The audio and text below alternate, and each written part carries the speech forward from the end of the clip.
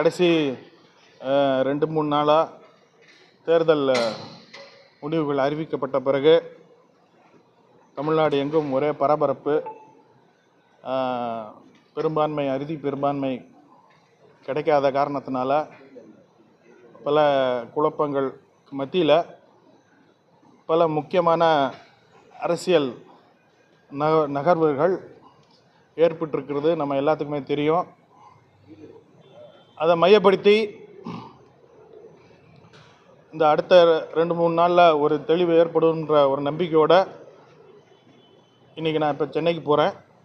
அங்கு சென்று என்னுடைய கட்சி தலைவர்களுடன் அமர்ந்து தாவேகா என்ன பண்ண போகிறாங்கன்றதை பற்றியும் உற்று நோக்கி பார்க்க வேண்டிய ஒரு காலகட்டத்தில் இருக்கிறோம். ஹோப்ஃபுல்லி அதாவது அடுத்த 10 நாளைக்குள்ளே ஒரு அரசு பொறுப்பேற்றுக்குவாங்கன்ற நம்பிக்கையோடு இருக்கிறோம். காரணம், தாவேகாவுக்கு கிட்டத்தட்ட 34-35% ஓட்டுகளும், திமுக கூட்டணிக்கு கிட்டத்தட்ட 30% ஓட்டும் விழுந்திருக்கு. இது எதை காமிக்குதுன்னா, கிட்டத்தட்ட 65% வந்து ஆன்டி பிஜேபி இல்லைன்னா இந்துத்துவா சக்திகள் இந்த மாநிலத்தில் வேறு கால் ஊன்றிடக்கூடாதுன்ற ஒரு மாபெரும் நோக்கத்தோடு தான் வாக்களிச்சிருக்கிறாங்கன்றது இதில் நம்ம வந்து புரிஞ்சிக்க வேண்டிய மிக முக்கியமான பாயிண்ட். தாவேகாவாக இருக்கட்டும், திமுக மற்றும் கூட்டணி கட்சிகளாக இருக்கட்டும், எல்லாமே வந்து மத சார்பின்மையை மையப்படுத்தி ஒரு ஆட்சி இருக்க வேண்டும், மத நல்லிணக்கத்துடன் சமுதாயம் இருக்க வேண்டும் என்ற ஒரு உன்னதமான நோக்கம். அந்த பாரம்பரியத்தில் தான் கடந்த பல ஆண்டுகளாக தமிழகத்தில் நம்ம எல்லாரும் அண்ணன் தம்பியாக வாழ்ந்துக்கிட்டு இருக்கிறோம், அக்கா தங்கச்சியாக வாழ்ந்துக்கிட்டு இருக்கோம். இந்த சூழ்நிலை எக்காரணத்துக்கு கொண்டும் மதத்தின் அடிப்படையில், ஜாதியின் அடிப்படையில் நாம் வந்து உடைந்து விடக்கூடாது அப்படின்ற ஒரு முக்கியமான நோக்கத்திற்காக தான் காங்கிரஸ் கட்சியும் ஒரு மிக முக்கியமான முடிவை வந்து நேற்று எடுத்திருக்கு. ஸோ இந்த பின்னணியத்தில் தான் நான் இன்றைக்கி உங்களை சந்திக்க வந்திருக்கிறேன். இந்த மத நல்லிணக்கம், மதச்சார்பின்மை, இந்த விஷயங்களுக்காக நீங்கள் போய் அங்கே சேர்ந்துருக்கதா சொல்கிறீங்க. இந்த விஷயத்தை தாவேகா தலைவர் சொன்ன மாதிரி தெரியலையே. அதாவது போன கவர்மெண்ட் வந்து ஆன்டி பிஜேபி, திமுகவோட கூட்டணியில் இருக்கிறப்போ அதுதான் எங்களுடைய மெயின் நோக்கம். இப்போ தாவேகாவோட கூட்டணி சேர்ந்துருக்கிறதுக்கும் அதே காரணம்தான். இப்போ காங்கிரஸ் சேர்ந்தனால பிஜேபி அங்கே வந்து பெரிய அளவுக்கு ஊடுருவி விளையாட முடியாத ஒரு இக்கட்டான சூழ்நிலை பிஜேபிக்கு ஏற்பட்டிருக்கு. இதை வந்து திரு விஜய் அவர்கள் உரத்த குரலில் பேசணுன்றத நீங்கள் தான் அவர்கிட்ட கேட்கணும். ஆனால் பொதுவாகவே ஒரு சில விஷயங்களை அவர் ரொம்ப பெரிய அளவில் இன்னும் பேச ஆரம்பிக்கலை. அப்படி இருக்கும்போது நீங்கள் எதை நம்பி அங்கே போய் சேர்றீங்க? நம்பலையே. இன்றைக்கி கிட்டத்தட்ட 65% மக்கள் தமிழ்நாட்டில் வந்து பிஜேபி இல்லைன்னா பிஜேபியுடைய கூட்டணி கட்சிகள் வேணான்னு சொல்லி தான் வாக்களிச்சிருக்கிறாங்க. அப்போ ஒரு பொறுப்புள்ள கட்சியாக காங்கிரஸ் கட்சி 5 எம்எல்ஏவாக இருந்தாலும் இதுதான் நம்ம எடுக்க வேண்டிய டைரக்ஷன் இந்த நேரத்தில் அப்படின்னு சொல்லி ஒரு முடிவு எடுத்திருக்காங்க. தாவேகா மத சார்பின்மை அப்படின்ற ஒரு கொள்கையில் நாங்கள் முழு நம்பிக்கையோடு இருக்கிறோம். இந்துத்துவ சக்திகளோட சேர மாட்டோம்னு உரத்த குரலில் சொல்ல வேண்டியது அவங்களுடைய கடமை. இப்போ திமுக தயவில் நீங்கள் ராஜ்யசபா ஜெயிச்சிருக்கீங்க. இப்போ இந்த தாவேகோட போனது நீங்கள் முழு மனதாக இருக்கிறீங்களா? அதாவது அரசியல் சூழ்நிலைகள் மாறுறப்ப வந்து தனி ஒரு மனிதன் வந்து ஏற்க முடியாதுன்னு நம்ம சொல்ல முடியாதுல்ல. இப்போ லோக்சபாவில் வந்து 39 பேர் ஜெயிச்சிருக்காங்க. இப்போ கூட்டணி மாறிடுச்சு. அவங்களுடைய நிலை என்ன? அதையும் நீங்கள் சேர்த்து கேட்கணும்ல. கடைசியாக நான் வந்து ராஜ்யசபா எம்பி ஆகியிருக்கேன். இதுக்கு முன்னாடி இப்போ சிட்டிங் எம்பி 39 பேர் இருக்காங்களே லோக்சபா.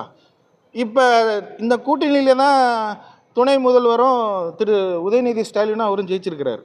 இப்போ காங்கிரஸ் வெளியில் போயிடுச்சுன்றனால அவர்கிட்ட நம்ம போய் இந்த கேள்வி கேட்க முடியுமா? கூட்டணி வாக்குகள் மூலமாக தான் அவரும் ஜெயிச்சிருக்கிறார். ஸோ இது வந்து இந்த கூட்டணி கட்சிகள் திமுக தாவேகாக்கு அப்பாற்பட்டு இங்கே வந்து பிஜேபி இந்த கேப்பில் விளையாண்டக்கூடாது அப்படின்ற ஒரே நோக்கத்துக்காக தான் நாங்கள் உள்ளே போயிருக்கிறோம். ஒருவேளை நாங்கள் மந்திரி சபையில் இடம் கேட்கறதுனால இவங்க வந்து சுயநலத்தோடு போயிட்டாங்க அப்படி இப்படின்னு திமுகலேருந்து ஒரு சிலர் கண்டிப்பாக பேச தான் செய்வாங்க. பட்டு ராகுல் காந்தி அவருடைய அடிப்படை நோக்கம் வந்து பிஜேபி ஃபஸ்ட் மூவ் எடுக்கிறதுக்கு முன்னாடி நம்ம அவங்கள அரெஸ்ட் பண்ண வேண்டிய ஒரு வேலையை நாங்கள் பண்ணியிருக்கோம். இந்த சூழ்நிலையை வந்து தவக சரியாக பயன்படுத்திக்கிற வேண்டியது அவங்களுடைய கடமை. விஜய் தன்னுடைய தேர்தல் பிரச்சாரத்தில் உண்மையான காங்கிரஸ் கட்சி எங்களோட தான் இருக்கு, விலை கொடுத்து வாங்கின காங்கிரஸ் கட்சி தான் வந்து ஸ்டாலினோட இருக்குன்னு சொல்லி பேசியிருந்தாரு. இப்போ நீங்கள் ஆதரவு கொடுக்க போகிற காங்கிரஸ் கட்சிங்கிறது எந்த கேட்டகரியை சேர்ந்தவங்க? இப்போ விஜய் வந்து அதாவது தேர்தல் பிரச்சார நேரத்தில் எல்லா கட்சி தலைவர்களும் ஏகப்பட்ட பஞ்சு டயலாக் விட்டுருக்காங்க. புரிஞ்சுக்கிட்டீங்களா? இந்த பஞ்சு டயலாக்குக்கெல்லாம் இப்போ நம்ம எடுத்து வச்சு பிரித்து பேசிகிட்டு இருக்க வேண்டிய காலகட்டம் இது கிடையாது. இப்போ அவர் என்ன பண்ண போகிறாரு, அவர் மக்களுக்கு ஏற்கனவே ப்ராமிஸ் பண்ணியிருக்காரு, உறுதி அளித்திருக்கக்கூடிய பல திட்டங்களை எப்படி செயல்படுத்த போகிறாரு, அதுக்கான கஜானாவில் போதுமான பொருளாதார சூழ்நிலை சரியாக இருக்கா, இது எல்லாத்தையும் பார்த்து இப்போ டெலிவர் பண்ண வேண்டிய காலகட்டத்துக்கு வந்துட்டோம். தேர்தல் முடிஞ்சிருச்சு. தேர்தலுக்கு முன்னாடி பேசின எல்லா பஞ்சு டயலாக்கையும் இப்போ நம்ம அப்படியே ஒதுக்கி வச்சுட்டு அவங்க கொடுத்த அந்த உறுதி அதாவது இந்த ப்ராமிசஸ் கேரண்டிஸ் எதுவும் கொடுத்துருக்காங்களா அதை ஃபஸ்ட்டு நம்ம செக் பண்ண வேண்டியது தான் நம்மளுடைய வேலை. மக்கள் வந்து ஊழலுக்கு எதிராக வாக்களிச்சிருக்காங்க. ஊழலுக்கு எதிரான பிரச்சாரத்தை தான் விஜய் வந்து முன்வைத்தார். இப்போ தாவேகாவும் தாவேகாவில் இருக்கக்கூடிய தலைவர்களும் ஊழலுக்கு எதிரானவர்கள் என்று நம்புறீங்களா? இப்போ இதை வந்து நீங்கள் கிராஸ் ரூட் லெவல்லேருந்து கீழே இப்போ நீங்கள் எல்லாருமே வந்து தேர்தல் நடந்தப்போ வாக்களித்தப்போ கேம்பெயின் நடந்தப்போ எல்லாத்தையும் நீங்கள் பார்த்தீங்க. இந்த இடத்துல வந்து தாவேகாவுக்கு மற்ற கட்சிகளோட ஒப்பிட்டு பார்க்கும்போது ஒரு பெரிய பாசிட்டிவ் பொசிஷனில் இருக்காங்க. என்னென்னா மற்ற கட்சியில் இருக்கிறவங்க எல்லாரும் பெரிய அளவில் காசு செலவழித்து தான் இந்த தேர்தலில் போட்டி போட்டிருக்காங்க. ஆனால் தாவேகாவில் நின்று போட்டி போட்டவங்க யாருக்குமே வந்து அவ்வளோ தூரத்துக்கு செலவழிக்க வேண்டிய நிர்பந்தமே இல்லை. இப்போ திருச்சியில் எனக்கு தெரிஞ்ச 2-3 கேண்டிடேட்டை தவிர யார் கேண்டிடேட்னே தெரியல. உண்மையாக பொய்யா? நவல்பட்டு விஜய் இந்த மாதிரி 2-3 கேண்டிடேட்டை தவிர தாவேகால விசிலில் யார் கேண்டிடேட்னே யாருக்குமே தெரில. அவங்க காசும் செலவழிக்கல, நோட்டீஸும் போடலை, வண்டி கட்டி மைக்கு கட்டி பேசவும் இல்லை, எதுவுமே பண்ணல, ஜெயிச்சிட்டாங்க. இப்போ அவங்க பெரிய அளவில் கோடிக்கணக்கில் காசு செலவழித்து ஜெயிக்காத காரணத்தினால திருப்பி இந்த சிஸ்டத்தில் வந்து காசு எடுக்கணுன்ற ஒரு கட்டாய சூழ்நிலை அவங்களுக்கு கிடையாது. அது வந்து அவங்களுக்கு ஒரு அருமையான ஸ்டார்டிங் பாயிண்ட்டாக இருக்குது. இந்த ஸ்டார்டிங் பாயிண்ட்டை வந்து ஊழல் மிகவும் கம்மியாக, ஊழலை மொத்தமாக ஒழிக்க முடியுமான்றது எனக்கு தெரில. ஆனால் அதை கண்டிப்பாக குறைக்கணும்னு நினச்சா, அதாவது திரு விஜய் அவர்கள் முதலமைச்சர் ஆன பிறகு ஒரு பொலிட்டிக்கல் வில் கண்டிப்பாக இதை நம்ம குறைக்கணும்னு ஒரு தீர்மானம் எடுத்தாருன்னா கண்டிப்பாக குறைக்கிறதுக்கு அருமையான வாய்ப்புகள் இருக்குது. நாங்கள் இவ்வளோ செலவழித்தோம், நான் இந்த காசை எடுக்கணும்னு சொல்லக்கூடிய ஒரு கட்டாய சூழ்நிலையில் தாவேகா எம்எல்ஏக்கள் இல்லை.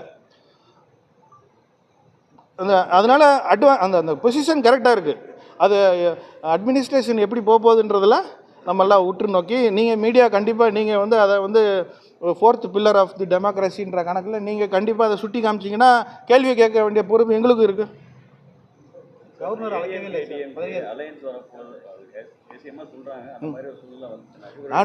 நானும் நேற்று நைட்லேருந்து நியூஸ் மீடியாவில் பார்க்குறேன், ரெண்டும் கூட்டணி அமைக்கிறதுக்கு வாய்ப்பு இருக்குன்ற மாதிரி சொல்கிறாங்க. அது திமுக வந்து காங்கிரஸ் அங்கே போனதை பற்றி திமுகலேருந்து விமர்சனங்கள் ஒரு பக்கம் இருக்குது. பிஜேபியோட நேரடி தொடர்பில் கூட்டணியில் நின்ன ஒரு கட்சியோட திமுக போகுதுன்ற ஒரு அந்த மாதிரி ஒரு நியூஸ் வரதே வந்து ரொம்ப தவறான ஒரு விஷயமா நீங்கள் பார்க்கலையா? இப்போ நீங்கள் திமுகவுக்கு அழைப்பு கொடுக்கறதுல திமுகவோடு கலந்து பேசாமல் ஏன் இத்தகைய முடிவு எடுத்தீங்க? யாரு? காங்கிரஸ் கட்சி திமுகவோட கலந்து பேசுவதற்கு முன்பே அல்லது திமுகவோடு கூட்டணி கட்சிகளோடு கலந்து பேசுவதற்கு முன்பே காங்கிரஸ் கட்சி ஏன் இப்படி தன்னிச்சையாக ஒரு முன்முடிவு எடுத்தாங்க? அதாவது இந்த திமுக கூட்டணியில் திமுக தான் மதச்சார்பின்மைக்கு கரெக்ட், நீங்கள் புரிஞ்சுக்க. திமுக கூட்டணியில் திமுக தான் பிரதான முக்கியமான கட்சி. இந்த தேர்தல் ரிசல்ட் வரப்போ அவங்களும் எல்லாத்தையும் கூப்பிட்டுருக்கலாம்ல, கரெக்டா? ஆனால் அந்த மாதிரி ஒரு சூழ்நிலை தேர்தலுக்கு முன்னாடியே பெரிய அளவில் இல்லாமல் போனது ஒரு முக்கியமான பாயிண்ட்டாக நம்ம இங்கே பார்க்கணும். திமுக ஒரு பெரிய மனப்பான்மையோட நடந்துக்கிடுச்சுன்னு குற்றம் சாட்டுறீங்களா? குற்றம் சாட்டல, நடக்கலைன்னு சொல்கிறேன். குற்றம் நான் சாட்டல. அது குற்றமா இல்லையான்றதை நீங்கள் முடிவு பண்ணிக்கணும். கும்பகோணம் மேயர் வந்து பதவியில் சொல்லி திமுக வலியுறுத்துறாங்க. கும்பகோணம் மேயர் காங்கிரஸ் மேயர் அது இந்த சூழ்நிலையில் அப்படிதான் இல்லை, கூட்டணி கட்சியில் கட்சி சார்பாக தான் மேயர் ஆமாம் மேயர் கூப்பிட்டாங்க. அது விலகுன்னு சொல்லி கவுன்சிலர்ஸ்லாம் இன்னைக்கு வந்து அது லோக்கல் பிரச்சனை. அவங்க வந்து அவங்களுக்கு நம்பர்ஸ் காமிக்க முடியலன்னா கண்டிப்பாக போகணும். சரி, இப்போ நீங்கள் 5 பேர் சேர்ந்து அங்கே பெரும்பான்மை இல்லாமல் இருக்கு, அது எப்படி சமாளிப்பார்? அதாவது பட்சத்தில் உங்கள் முடிவு என்னவா இருக்கும்? இங்கே பாருங்கள், ஃபஸ்ட்டு எடுத்த உடனே பிஜேபி இதில் விளையாடாமல் இருக்கிறதுக்காக தான் நாங்கள் எடுத்த இந்த முடிவு. ஒரு எம்எல்ஏ வச்சுட்டு பிஜேபி எப்படி விளையாடும்? வெயிட் பண்ணுங்க. பிஜேபி மற்ற மாநிலங்கள் எல்லாம் எம்எல்ஏவே இல்லாமலும் விளையாண்டுருக்காங்க, புரிஞ்சுக்கிட்டீங்களா? அந்த மாதிரி சித்து விளையாட்டுகள்லாம் இங்கே பண்ணிடக்கூடாதுன்றதுக்காக வேண்டி தான் காங்கிரஸ் மாதிரி ஒரு நேஷ்னல் பார்ட்டி உள்ளே இறங்கின பிறகு இன்னும் சொல்லப்போனால் ஆன்டி பிஜேபி ஸ்டாண்ட், பிஜேபி தமிழகத்தில் காலி ஒன்றிடக்கூடாதுன்ற மிக முக்கியமான உன்னதமான நோக்கத்தை தான் திரு மு.க. ஸ்டாலின் அவர்களும் கடைசி 5 வருஷமாக முன்னிறுத்தி அரசியல் செஞ்சோம். கரெக்டாக? அப்போ இந்த நேரத்தில் எங்களுக்கு வெளியிலேருந்து கூட நாங்கள் தாவேகாக்கு சப்போர்ட் பண்ணுறதுக்கு ரெடி, ஆனால் பிஜேபியை உள்ளே விடக்கூடாதுன்ற அளவுக்கு நம்ம இந்த நேரத்தில் ஒரு முடிவு எடுக்கிறது தான் பிஜேபியை தடுத்து நிறுத்துறதுக்கான முழு வேலை. அப்படி தான் நான் யோசிக்கிறேன். காரணம் என்னென்னா, திரு ஸ்டாலின் போன்ற ஒரு எக்ஸ்பீரியன்ஸ்டு அனுபவமிக்க ஒரு அரசியல்வாதியவே கவர்னர் மாதிரி ரவி மாரி ஒரு கவர்னரை போட்டு உருட்டுன்னு உருட்டுனாங்க. அதனால் பிஜேபி வந்து எல்லா விதத்துலேயும் எப்படி சிக்கல்களை ஏற்படுத்தலாம், இந்த தமிழகத்தை எப்படி சின்னாபின்னமாக்கலாம். 65% வந்து ஒரு ஆன்டி பிஜேபிக்கு ஓட்டு போட்டிருக்குன்னா நிதானமாக இங்கே ஒரு 4-5 வருஷம் வந்து முழுசாக இங்கே ஆட்சி முடியறதுக்கு விடுவாங்களா விட மாட்டாங்களா, இல்லைனா அந்த வர லோக்சபா எலெக்ஷனுக்குள்ளே இங்கே என்னென்ன குழப்பங்கள்லாம் ஏற்படுத்தலாம் அப்படின்றது அவங்களோட ரொம்ப வருஷமாகவே அவங்க வெயிட் பண்ணிக்கிட்டு இருக்காங்க. அது முடிஞ்ச வரைக்கும் தடுத்து நிறுத்துறது தான் நம்மளுடைய நோக்கம். இப்போ வராததுக்கும் அதான் காரணம். இப்போ விஜய் அழைக்காததுக்கும் பிஜேபி பின்னாடி இருக்குன்றத நம்புறீங்க நீங்கள்? இல்லை உறுதியாக சொல்லுங்கள். அது எனக்கு தெரியல. பெரும்பான்மை இல்லை, சப்போர்ட் பண்ணுறதுக்கு ஆள் இல்லைன்னா அடுத்த கட்டமாக அவர் என்ன செய்வார்? அதாவது நீங்கள் ஊடகத்தில் தான் நீங்களாம் ஆப்ஷன் 1, ஆப்ஷன் 2, ஆப்ஷன் 3, ஆப்ஷன் 4ன்னு போட்டிருக்கீங்க. இதில் மிக முக்கியமான ஆப்ஷன் இது எதுவுமே இல்லைன்னா 6 மாதம் பிஜேபி இதை அப்படியே இழுத்துக்கிட்டே ஓடும். அது இன்னும் ரொம்ப பெரிய பிரச்சனையாக இருக்கும். அந்த அளவுக்கு நம்ம இதை விடக்கூடாது. ஏன்னா சிறுபான்மையினர், தலித்து எல்லாருமே வந்து ஆன்டி பிஜேபி அந்த ஸ்டாண்டை மையப்படுத்தி தான் வாக்களிச்சிருக்காங்க. அதனால் இது வந்து நம்ம வெறும் கட்சி ரீதியாக மட்டுமே இதை நம்ம பார்க்காம தமிழகத்தினுடைய அடிப்படை இங்கே இருக்கக்கூடிய மத நல்லிணக்க அந்த பாரம்பரியத்தை வந்து முறியடிக்காமல் இருக்கிறதுக்கு என்ன வழின்றதை நம்ம யோசிச்சுக்கிட்டே இருக்கோம். என்னது 0.17% தான் டிஃப்ரெண்ட், நிறையலாம் கிடையாது. இப்போ நீங்கள் சொல்ல பார்த்தாக்க விஜய்க்கு தனிப்பட்ட ஆதரவா இல்லை வெறுப்பு அரசியல்னால மக்கள் வந்து ஓட்டு போட்டாங்க? இங்கே பாருங்க, விஜய் தாவே கிடச்சிருக்கிறது எவ்வளோ %? 34 புள்ளி. இல்லை அது டிஎம்கே அலையன்ஸுக்கு எவ்வளோ கிடச்சிருக்கு? 30 பாயிண்ட் சம்திங்.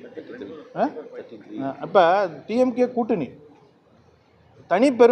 தனி கட்சியாக நம்ம பார்த்தோம்னு வச்சுங்களேன், தாவேகாவுக்கு 34% இண்டிவிஜுவலாக கிடச்சிருக்கு. அதான் சார் என்னோட கேள்வி என்னன்னா, அது தனிப்பட்ட செல்வாக்கா இல்லை மக்கள் திமுக அதிமுக வெறுப்புனால போட்டாங்கன்னு? அரசியலில் வந்து ஒரே ஒரு காரணத்துக்காக எல்லாரும் ஓட்டு போடாங்கன்னு சொல்லவே கூடாது சார்.